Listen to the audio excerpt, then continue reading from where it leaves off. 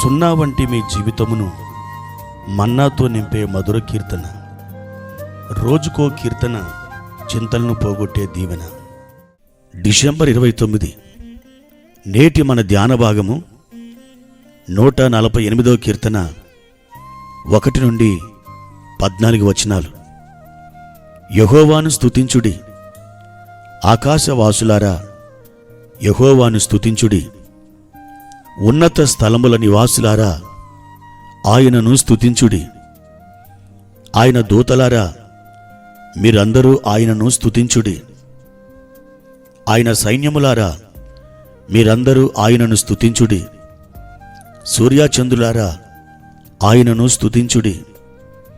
కాంతిగల నక్షత్రములారా మీరందరూ ఆయనను స్తుతించుడి.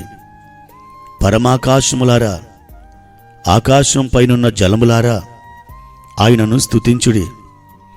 యెహోవా ఆజ్ఞ ఇయ్యగా అవి పుట్టెను, అవి యెహోవా నామమును స్తుతించునుగాక. ఆయన వాటిని నిత్యస్థాయువులుగా స్థిరపరిచి ఉన్నాడు. ఆయన వాటికి కట్టడ నియమించెను, ఏదియు దానిని అతిక్రమింపదు. భూమి మీదనున్న మకరములారా, అగాధ జలములారా యెహోవాను స్తుతించుడి. అగ్ని వడగంలారా, హిమమా, ఆవిరి, ఆయన ఆజ్ఞను నెరవేర్చు తుఫాను, పర్వతములారా, సమస్తమైన గుట్టలారా, వృక్షములారా, సమస్తమైన దేవదారు వృక్షములారా, మృగములారా, పశువులారా, నేలను ప్రాకు జీవులారా, రెక్కలతో ఎగురు పక్షులారా, భూరాజులారా, సమస్త ప్రజలారా, భూమి మీదనున్న అధిపతులారా, సమస్త న్యాయాధిపతులారా యెహోవాను స్తుతించుడి.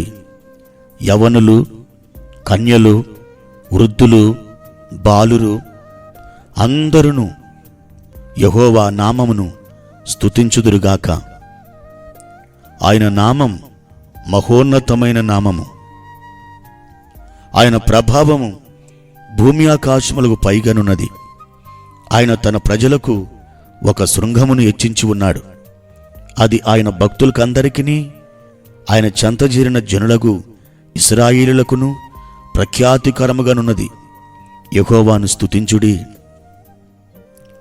ప్రియమైన దేవుని బిడ్డలారా, ఈ ఉదయకాల సమయంలో ప్రభు మిమ్మలను ఆశీర్వదించునుగాక.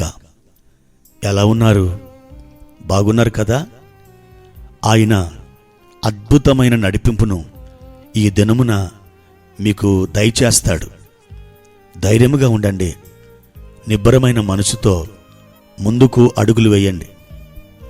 మీ జీవితంలో మీరు ఏదైనా ఒక నూతన నిర్మాణం చేపట్టవలసి వచ్చినప్పుడు, ఆ నిర్మాణం గురించి మీకేమీ తెలియదని మీ స్నేహితులకు తెలిసినప్పుడు, బ్లూ ప్రింట్లు కూడా ఎలా చూడాలో మీకు తెలియనప్పుడు, మీరొక పక్షిగూడు కూడా చేయలేనని మీకును మీ స్నేహితులకు తెలిసినప్పుడు, ఒకవేళ ఆ ప్రాజెక్టును మీరే చేపట్టవలసి వస్తే, ఆ నిర్మాణం నెమ్మదిగా మందకొడిగా కొనసాగుతున్నప్పుడు, పరిస్థితులు అన్నీ మీకు వ్యతిరేకంగా క్లిష్టముగా మారినప్పుడు, మీరు ఒక్క అడుగు కూడా ముందుకు వేయలేను బాబోయ్ అని మీకు అనిపించినప్పుడు, దేవుని బిడ్డలారా, మీరు 148వ కీర్తన చదవాలి. అప్పుడు మీరు ధైర్యాన్ని తెచ్చుకుంటారు. వాతావరణం మీకు ప్రతికూలంగా ఉన్నప్పటికీ అది దేవుని స్వాధీనములో ఉందని దేవుడు మీకు తెలియచేస్తున్నాడు. నా బిడ్డ, నీవు భయపడవద్దు. నీకేమీ తెలియకపోయినా నాకు సమస్తం తెలుసు. నువ్వు ఎలా చూడాలో, ఎలా అడుగు ముందుకు వేయాలో, ఏది ప్రారంభించాలో, ఏది ఎక్కడ ముగించాలో నీకేమీ అర్థం కానప్పుడు నా వైపు చూడు. నేను దానిని ప్రారంభించి కొనసాగించి విజయవంతంగా అద్భుతంగా ముగించి నీ చేతికి అప్పగిస్తాను అని ప్రభువు చెబుతున్నాడు. దేవుడు మనకు గొప్ప నిశ్చయతతో కూడిన మాటను 8వ వచనంలో ఇచ్చాడు. అగ్ని, వడగండ్లారా, హిమమా, ఆవిరి, ఆయన ఆజ్ఞను నెరవేర్చు తుఫాను అంటూ ఆ వాక్యం తెలియజేస్తుంది. 148వ కీర్తన దేవుని వాక్యం ఏలుబడి చేస్తుందనే విషయాన్ని మనకు స్పష్టంగా తెలియజేస్తుంది. ఆయన పరలోకం నుండి తన వాక్యమును వెల్లడి చేస్తే అది అద్భుతంగా భూమిపై నెరవేరి తీరుతుంది. 1 నుండి 6 వచనాలలో ఆకాశములు దేవుణ్ణి స్తుతిస్తున్నాయి. 7 నుండి 10 వచనాలలో భూమి దేవుణ్ణి స్తుతిస్తుంది. 11 నుండి 14 వచనాలలో యువకులు మొదలుకొని వృద్ధుల వరకు, రాజులు, రాకుమారులు, న్యాయాధిపతులు, సాధారణమైనటువంటి ప్రజలతో సహా సమస్త జనులు దేవుణ్ణి స్తుతిస్తున్నారు. ఎందుకంటే ఆయన వాక్కు సృజనాత్మక శక్తితో నిండి ఉన్నది. 5వ వచనంలో యెహోవా ఆజ్ఞ ఇవ్వగా అవి పుట్టెను అని రాయబడి ఉంది. ఆయన వాటిని నిత్య స్థాయివులుగా స్థిరపరిచి ఉన్నాడు అని కూడా వ్రాయబడింది 6వ వచనంలో.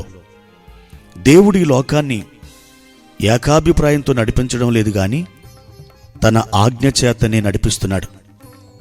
మన జీవితాలను నడిపించడానికి ఆయన వాక్యము తగినదిగా ఉన్నది. ప్రియమైన దేవుని బిడ్డలారా, దేవుని వాక్కు సృష్టిస్తుంది, స్థిరపరుస్తుంది. ఆయన వాక్కు ఆయన చిత్తాన్ని నెరవేరుస్తుంది. మరోసారి మీరు తుఫాన్లో చిక్కుకున్నట్లయితే ఎలాంటి సనుగులు ఆయన యొద్ద మీరు చేయకండి. దానికి బదులుగా ఆయనకు మిమ్మల్ని మీరు సమర్పించుకోండి. తుఫానైనా, గాలైనా, నిమ్మలమైనా, అది ఏదైనా దేవుని వాక్యము నెరవేరుస్తుందని మీరు గుర్తుంచుకోండి. దేవుని అధికారమునకు, మీ జీవితంలో దేవుని సృజనాత్మక వాక్యమునకు మిమ్మల్ని మీరు అప్పగించుకోనండి. ఆయన మీ జీవితాలను ఏలుబడి చేసి మీ జీవితంలో ఏది కట్టవలెనో, దేనిని నిర్మాణం చేయవలెనో, ఎక్కడకు మిమ్మల్ని తోడుకొని వెళ్ళవలెనో, ఎక్కడ మిమ్మల్ని ఆపవలెనో సమస్తం ఆయనకు తెలుసు కనుక ఆయనకు మిమ్మల్ని మీరు అప్పగించుకున్నట్లయితే తప్పకుండా ఒక మేలైన కార్యమును మీరు పొందగలరు. ఆయన మీకు సహాయం చేసేటందుకు సిద్ధముగా ఉన్నాడు. ఏమాత్రం విచారించవద్దు. ధైర్యముగా ఒక అడుగు ముందుకు వేయండి. ఆయన మీద మీ భారాన్ని వేయండి. నా భరోసా నా దేవుడే అని అంతరంగములో నుండి విశ్వాసంతో ఒప్పుకోనండి. తప్పకుండా నమ్మదగిన దేవుణ్ణి మీ అనుభవములో రుచిచూచి ఎరుగుతారు.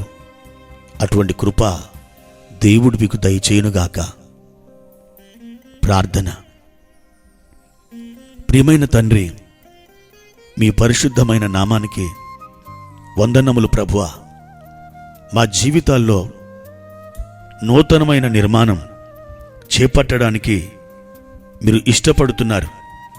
మా జీవితాన్ని, మా జీవితంలో మేము పొందవలసిన దానిని నిర్మించి మాకు అప్పగించే దేవుడవై ఉన్నావు.